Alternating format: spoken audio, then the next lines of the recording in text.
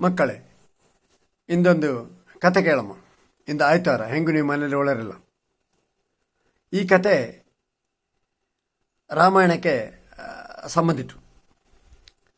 ರಾಮಾಯಣನ ಹಳ್ಳಿಯೂ ಕೂಡ ಹೆಂಗೆ ಅವಕ್ಕೆ ಹೊಂದಿಸ್ಕೊಂಡೈತೆ ಹೇಳೋದಕ್ಕೆ ಉದಾಹರಣೆ ಒಂದು ಕಡೆಯಲ್ಲಿ, ಕಥೆನ ಕಡೆಯಲ್ಲಿ ಒಂದು ಹುಂಜದ ಒಂದು ಕತೆ ಕೂಡ ಬಂತು.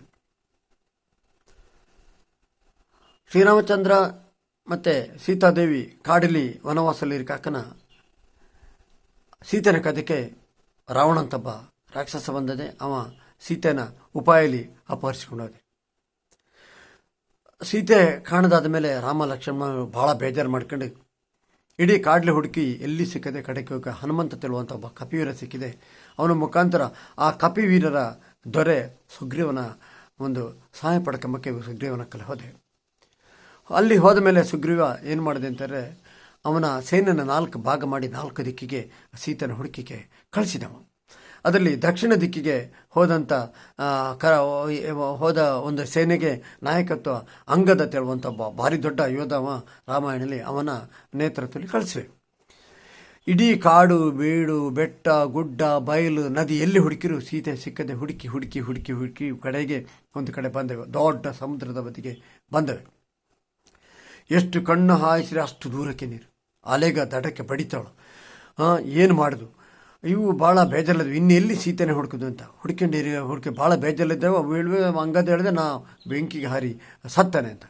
ಈ ಮಾತುಗಳ ದೂರದ ಒಂದು ಪಕ್ಷಿ ಕೇಳ್ಕೊಂಡಿದ್ದೆ. ಅದು ಸೀದಾ ಬಂದದೆ. ಇವರ ಈ ಮಾತುಗಳೆಲ್ಲ ಕೇಳ್ಕೊಂಡು ಕಡೆಗೆ ಹೇಳಿದೆ, ಆ ರಾವಣ ಅಂತ ಹೇಳುವಂಥ ಒಬ್ಬ ಲಂಕಾಧಿಪತಿ ಅವನ ಏನು ಸಾಮ್ರಾಜ್ಯ ಉಟ್ಟು ಇದು ಆ ದಿಕ್ಕು ಆಚೆ ಕಡೆಗೆ ಹುಟ್ಟು, ನೀವು ಸಮುದ್ರದ ಅದು ಹಾರಿ ಆಚೆ ಕಡೆಗೆ ಹೋಗದೆ, ಸಮುದ್ರ ದಾಟಿ ಹೋಗದೆ ಅಂತ ಹೇಳಿದೆ. ಯಾರು ದಾಟಿದು? ಒಬ್ಬ ಕಪ್ಪೆ ಹೇಳ್ತಿಗಡೆ ನಾ 50 ಮೈಲ್ ಹಾರನೆ ಅಂತ, ಮತ್ತೆ ಬೆಳ್ತಿಗಡೆ ನಾನು 100 ಮೈಲ್ ಹಾರನೆ ಅಂತ, ಮತ್ತೆ ಬೆಳ್ತಿಗಡೆ ನಾನು 200 ಮೈಲ್ ಹಾರನೆ. ನನಗೆ ಆದರೆ ಹಿಂದೆ ಬಾವಿ ತಿಳುವಂಥ ಭರವಸೆ ಇಲ್ಲ ನನಗೆ ಅಂತ. ಇದೆಲ್ಲ ಕೇಳ್ಕೊಂಡು ಇದ್ದೆ ಹನುಮಂತ ಭಾಳ ಬೇಜಾರಲ್ಲಿ ದೂರಲ್ಲೇ ಕೂತ್ಕೊಂಡಿರ್ಕನ ಆ ಸೇನೆಯಲ್ಲಿದ್ದ ಜಾಂಬ ಹೋಗಿ ಹನುಮಂತನೊಟ್ಟಿಗೆ ಹೇಳಿದೆ, ನಿಂಗೆ ಮಾತ್ರ ಈ ಸಮುದ್ರನ ಹಾರಿಕೆ ಶಕ್ತಿ ಉಳಿದು, ನೀ ಮಾತ್ರ ಇದರ ಹಾರಿಕೆ ಸಾಮರ್ಥ್ಯ ಉಂಟು ನಿಂಗೆ ಅಂತ. ಹಾಗಾಗಿ ಹನುಮಂತ ಅದಕ್ಕೆ ಒಪ್ಪಿದೆ. ಅವ ಸೀದಾ ಅಲ್ಲಿ ಹಕ್ಕಲಿದ್ದ ಒಂದು ಬೆಟ್ಟದ ತುದಿಗೆ ಹತ್ತಿನಿದ್ದೆ. ಆ ಬೆಟ್ಟದ ತುದಿಲಿ ಒಂದು ದೊಡ್ಡ ಬಂಡೆಕಲ್ಲಿದೆ. ಆ ಬಂಡೆಕಲ್ಲ ಮೇಲೆ ಇವ ನಿಂತು ಇವನ ಸರನ್ನ ದೊಡ್ಡ ಸರನ್ನ ದೊಡ್ಡದು ಮಾಡಿ ಒಮ್ಮೆಗೆ ಒತ್ತಡ ಹಾಕಿ ಆಕಾಶಕ್ಕೆ ಹಾರಿದೆ. ಇವ ಆಕಾಶಕ್ಕೆ ಆ ಕಾಲಿಗೆ ಒತ್ತಡ ಹಾಕಿದ ರಭಸಕ್ಕೆ ಆ ಬೆಟ್ಟನೆ ಗಡ ಅಡಿಗಾಡಿದೆ. ಅಲ್ಲಿರುವ ಏನು ಹುತ್ತಲಿದ್ದ ಹಾವುಗೆಲ್ಲ ಹೊರಗೆ ಬಂದೆ. ಪ್ರಾಣಿಗೆ ಪಕ್ಷಿಗೆ ಎಲ್ಲ ದಿಕ್ಕ ಪಾಲಾಗಿ ಹಾರಿ ಹೋದೆ. ಮರಗಿಡಗೆಲ್ಲ ಮುರಿದು ಬೀಳುವಂಥ ಒಂದು ಸ್ಥಿತಿ ನಿರ್ಮಾಣ ಇದೆ. ಇವ ಹಾಗೆ ಆಕಾಶದಲ್ಲಿ ಹಾರಿಕೊಂಡದೆ. ಇವ ವಾಯುಪುತ್ರ ಆದ ಕಾರಣ ಇವಂಗೆ ಆಕಾಶದಲ್ಲಿ ಹಾರಿಕೊಂಡೋದಕ್ಕೆ ತೊಂದರೆ. ಇವ ಆಕಾಶದಲ್ಲಿ ಹಾರಿಕೊಂಡೋಕೆ ಇದ್ದಕ್ಕಿದ್ದಂಗೆ ಅವನ ಯಾರು ತಡೆದು ನಿಲ್ದಂಗೆ ಕಂಡದೆ. ಎಳ್ದಂಗೆ ಅಡಿಗೆ ಎಳ್ದಂಗೆ ಕಳೆದೆ. ಇವ ಹಿಂಗೆ ಬಗ್ಗೆ ನೋಡ್ಕನ ಒಂದು ರಾಕ್ಷಸಿ ದೊಡ್ಡ ಭೂತದ ಬಾಯಿ ತೆರೆದು ಇವನ ನೆರಳನ್ನು ಹಿಡಿದು ಇಳಿತೆ ಹೊಟ್ಟು. ಇವಂಗೆ ಅಂದಜಾತಿ ಇದು ರಕ್ಕಸಿ ನನ್ನ ಬುಡಕಿಲ್ಲ ಅಂತ. ಇವ ಏನು ಮಾಡಿದೆ ಅಂತಾರೆ, ಒಮ್ಮೆಗೆ ಇವನ ಶರನ್ನ ದೊಡ್ಡದು ಮಾಡಿ ಕೆಳಗೆ ಇಳ್ಕೊಂಡು ಬಂದು ಒಮ್ಮೆಗೆ ಶರನ್ನ ಸಣ್ಣದು ಮಾಡಿ ಅವಳ ಬಾಯೊಳಗೆ ಹುಕ್ಕು ಅವಳ ಹೊಟ್ಟೆಳಗೆ ಹೋದ ಕೂಡಲೇ ಮತ್ತೆ ಶರನ್ನ ದೊಡ್ಡದು ಮಾಡಿದೆ.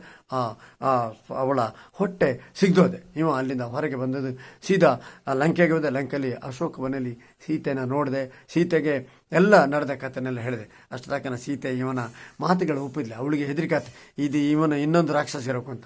ಕಡೆಗೆ ಶ್ರೀರಾಮ ಸೀತೆನ ಹುಡುಕೋ ಸಂದರ್ಭದಲ್ಲಿ ಶ್ರೀರಾಮ ಎಲ್ಲರೂ ಸೀತೆನ ಕಂಡ್ರೆ ಈ ಉಂಗುರನ ಕೊಡೋಕೆ ಹೇಳಿದ್ದದೆ. ಆ ಉಂಗುರನ ತೋರಿಸಿದ ಮೇಲೆ ಅವಳಿಗೆ ಅನಿಸಿದೆ, ಇದು ನಿಜಕ್ಕೂ ಇವ ರಾಮನ ದೂತನೆ ಅಂತ. ಅಲ್ಲಿದೆ ಕೆಲವು ರಾಕ್ಷಸರು ಇವನೆಲ್ಲ ತಡಕ್ಕೆ ಬಂದವೆ. ಈ ಹನುಮಂತನ ಅವರೆಲ್ಲ ಬಾಡ್ದು ಹಾಕಿ ಸೀದಾ ರಾವಣನ ಅರಮನೆಗೆ ಹೋದೆ. ಅರಮನೆಗೆ ಹೋಗೋಣ ರಾವಣ ದೊಡ್ಡ ಪೀಠಲ್ಲಿದ್ದೆ. ಇವಾಗ ಅದರ ನೋಡಿ ಇವನ ಕುದುರೆ ಕೂಡ ಇವಾಗ ಬೆಚ್ಚಾದ. ಇವ ಬಾಲನ ಸುತ್ತಿ ದೊಡ್ಡ ಪೀಠ ಮಾಡಿ ರಾವಣದ ಎತ್ತರ ಕೂತಿದೆ. ರಾವಣಗೆ ಎಷ್ಟು ಸಿಟ್ಟು ಬರ್ತಿದ್ದಾರೆ ಅಲ್ಲಿದ್ದ ವೀರರೊಟ್ಟಿಗಳು. ಇವನ ಬಾಲನ ಹಿಡ್ದು ಬಾಲಕ್ಕೆ ಬಾಟೆ ಸುತ್ತಿ ಕಿಚ್ಚಾಕಿತ್ತ.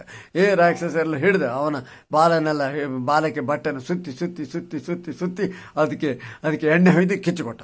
ಇವ ಸೀದಾ ಹಾರ್ದವ ಲಂಕಾ ನಗರಿ ಆ ಪೇಟೆಗೆ ನಗರಕ್ಕೆಲ್ಲ ಹಾರಿ ಅಲ್ಲಿ ದೊಡ್ಡ ದೊಡ್ಡವರ ಮನೆ, ಆಸ್ಥಾನಿಕರ ಮನೆ, ಶ್ರೀಮಂತ ಮನೆಗೆಲ್ಲ ಬೆಂಕಿ ಹಾಕಿ ಅಲ್ಲಿಂದ ಹೆಂಗೋ ಅವರ ಕೈಯಿಂದೆಲ್ಲ ತಪ್ಪಿಸ್ಕೊಂಡು ಸೀತಾಮಾತನ ಕೆಲ ಬಂದು ಸೀತಾಮಾತನ ಆಶೀರ್ವಾದ ಕೇಳ್ಕೊಂಡೆ. ಮತ್ತೆ ಹೇಳಿದೆ ಸೀತಾಮಾತನ, ನಾನು ನನ್ನ ಹೆಗಲ ಮೇಲೆ ನಿಮ್ಮ ಕುದುರಿಸ್ಕೊಂಡು ಅಂತ. ಅಷ್ಟೊತ್ತಿಗೆ ಅವಳು ಸೀತೆ ಹೇಳಿದೆ, ಇಲ್ಲ ಹಾಕಿಲ್ಲ, ಎಲ್ಲರೂ ಸಮುದ್ರದ ನೀ ಹೋಗುವ ವೇಗಕ್ಕೆ ನಾ ಬೀಳಿಕೂ ಸಾಕು ಸಮುದ್ರಕ್ಕೆ, ಶ್ರೀರಾಮಚಂದ್ರನ ಇಲ್ಲಿಗೆ ಬರಲಿ, ಬಂದು ಇಲ್ಲಿ ಈ ರಾವಣನ ಅವನ ಗೆದ್ದು ನನ್ನ ಕರ್ಕೊಂಡು ಹೋಗಲಿ ಅಂತ ಹೇಳಿದೆ. ಹೀಗಾಗಿ ಸೀದಾ ಬಂದದೆ ಇಲ್ಲಿಗೆ ಹನುಮಂತ. ಮತ್ತೆ ಹಾರಿ ಆ ಸಮುದ್ರನ ಹಾರಿ ಬಂದು ಇಲ್ಲಿ ಹೇಳಿದೆ ಹಿಂಗೆ ಕಥೆ ಇದೆ. ಅಷ್ಟ ತನಕ ಸಮುದ್ರದ ದಾಟಕ್ಕಾದರೆ ಇವು ಏನು ಮಾಡೋಕ್ತಾರೆ, ಈಗ ಸೇತುವೆ ಕಟ್ಟೋಕೆ ಭಾರಿ ದೊಡ್ಡ ನೀರಿನ ಇವು ಎಲ್ಲ ಪ್ರಾಣಿ ಪಕ್ಷಿಗೆ ಅವು ಎಲ್ಲ ಸೇರಿ ಸೇತುವೆಗಳ ಸೇತುವೆನ ಕಟ್ಟಿಗೆ ಶುರು ಮಾಡಿ. ಅಷ್ಟೊತ್ತಕನ ಆ ಸೇತುವೆ ಅಲ್ಲೊಂದು ಬೆಟ್ಟ ಇದೆ, ಆ ಬೆಟ್ಟಲ್ಲಿ ಒಂದು ಮನೆ ಕಂಡಿದೆ. ಆ ಮನೇಲಿ ಯಾರು ಅಂತೆಲ್ಲ ಮಾತಾಡ್ಕೊಂಡು ಯಾರು ಬಾತ್ಲಲ್ಲ ಅಲ್ಲಿ ಅಂತೇಳಿ ಸೀದಾ ಮನೆಗೆ ಹೋದೆ.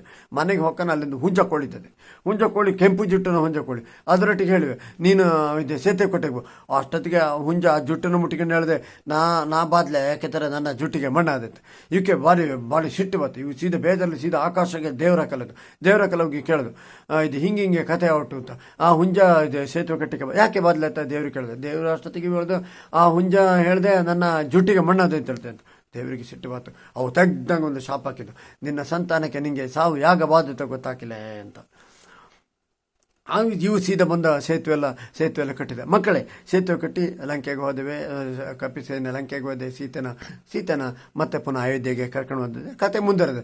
ಇಲ್ಲಿ ಎಲ್ಲಿ ಮಕ್ಕಳೇ, ನಾವು ಈ ಕಥೆಯಲ್ಲಿ ತಿಳ್ಕೊಂಬಂಥ ಒಂದು ಸಂಗತಿ ಏನಂತಾರೆ, ಹನುಮಂತಂಗೆ ಅವನ ಸಾಮರ್ಥ್ಯದ ಮೇಲೆ ಒಂದು ಅರಿವಿತ್ಲೆ. ಮಕ್ಕಳೇ, ನಾವೊಂದು ಸಾಮರ್ಥ್ಯ ಇದೆ, ಆ ಸಾಮರ್ಥ್ಯನ ನಾವು ಅರಿವಿಗೆ ಪಡ್ಕೊಳಕು. ಇನ್ನೊಂದು ಏನಂತಾರೆ, ಯಾಗಳು ನಾವು ಅಹಂಕಾರ ಮಾತಾಡಿಕೆ ಹೊಕ್ಕಾಗಿದ್ದು, ಕೋಳಿನಂಗೆ ಅಹಂಕಾರ ಎಲ್ಲ ಮಾತಾಡಿಕೆ ಹೋಗಾಗಿದ್ದು ತಿಳಿದೇ ಇಲ್ಲಿನ ನೀತಿ. ಇದಿಷ್ಟು ಇಂದಿನ ಕತೆ.